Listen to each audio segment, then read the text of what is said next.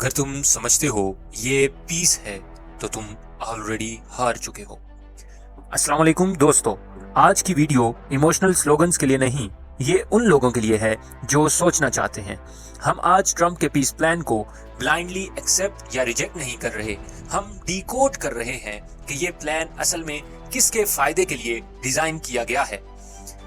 Greater اسرائیل کوئی what's app theory نہیں، یہ ایک ڈاکومنٹڈ آئیڈیولوجیکل روڈ میپ ہے جو اسرائیلی فار رائٹ اور ان کے ایلائز کئی ڈیکیڈ سے اوپنلی پروموٹ کر رہے ہیں۔ ان کے اس نظریے کے مطابق اسرائیل صرف ایک سٹیٹ نہیں بلکہ ایک ایکسپینڈنگ پروجیکٹ ہے۔ اب ہم تو اسرائیل کو ایک سٹیٹ بھی نہیں مانتے، جبکہ وہ یہ نظریہ قائم کیے ہوئے ہیں کہ اسرائیل نہ صرف ایک سٹیٹ ہے بلکہ ایک ایکسپینڈنگ پروجیکٹ ہے۔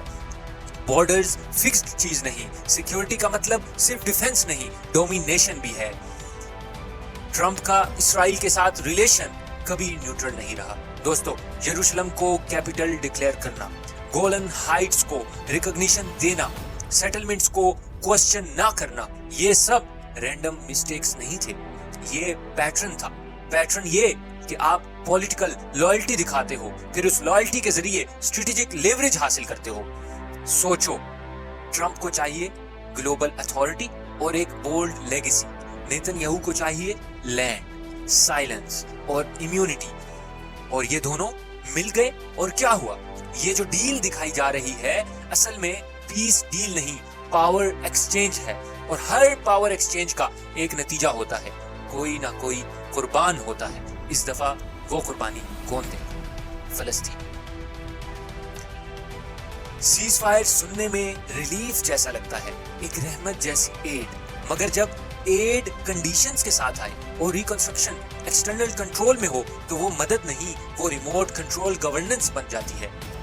اور یہ سب کیسے ہو رہا ہے؟ دیکھو، بورڈ آف پیس میں پولیٹیشنز، ایلیٹس اور پاور بروکرز یہ سب بیٹھے ہیں، لیکن ایک بھی فلسطینی نہیں۔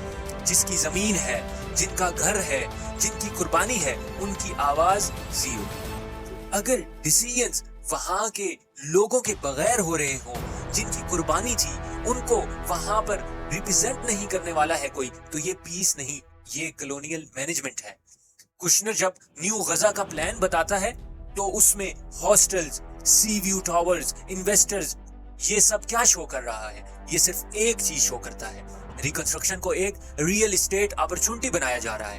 سوال یہ نہیں کہ غزہ ریبلڈ ہوگا یا نہیں، سوال یہ ہے کہ کس کے لیے ریبلڈ ہوگا۔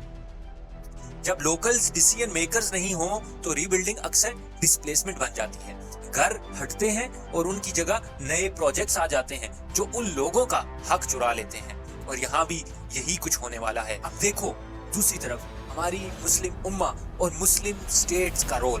کچھ کنٹریز اس پلان پر سائلنٹلی کمپرومائز کر رہی ہیں، اسٹیبلٹی اور ڈپلومیسی کے نام پر، لیکن ہسٹری ہمیں بتاتی ہے کہ ہر کمپرومائز کا ایک نیا فیز، اگلا ٹارگٹ بن جاتا ہے۔ فلسطین پر جو بھی چھوٹے چھوٹے کنسیشنز دیے گئے، انہوں نے اکثر آگے چل کر اور بڑا نقصان دیا۔ میں تم سے مخاطب ہوں، تم صرف آڈینس نہیں ہو، تم ٹارگٹ ہو۔ اگر تم کنفیوز رہوگے تو سسٹم جیت جائے گا۔ ہمارا کام صرف ریئیکٹ کرنا نہیں، نیریٹو چیلنج کرنا ہے۔ نالج لو، پاور سٹرکچر سمجھو، بلائنڈ پیس سلوگنز کو ایکسیپٹ مت کرو۔ یہ پلان امن کا راستہ نہیں، یہ ایک سافٹ وار ہے۔ بلٹس کم، پالیسیز زیادہ، نوائز کم، ڈیمیج زیادہ۔ اگر ہم نے آج ڈی کوڈ نہیں کیا تو کل ہم صرف اور صرف ریگریٹ کر رہے ہوں گے۔ اللہ ہمیں محض جذبہ نہیں بلکہ بصیرت بھی عطا کرے۔ دوستو، یہ چینل شور مچانے کے لیے نہیں، سمجھنے اور سمجھانے کے لیے ہے۔ اگر تم بلائنڈ نیریٹیوز کو فالو نہیں کرنا چاہتے، اگر تم اصل حقائق کو دیکھنا چاہتے ہو تو مسلمان سپیکس کو سبسکرائب کرو۔ دس از مسلمان سپیکس سائننگ آف۔